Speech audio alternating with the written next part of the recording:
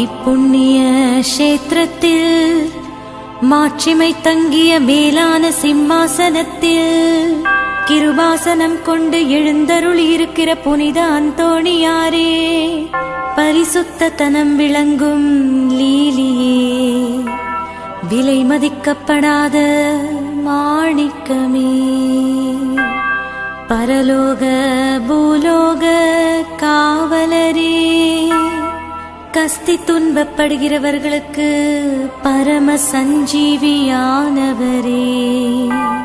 பாவிகளின் தஞ்சமே, உமது இன்பமான சந்நிதானம் தேடி வந்தோம்.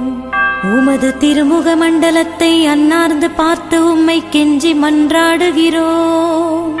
மகா சிரவணம் பொருந்திய புனித அந்தோணியாரே, சூரத்தனம் உள்ள மெய்ப்பரே,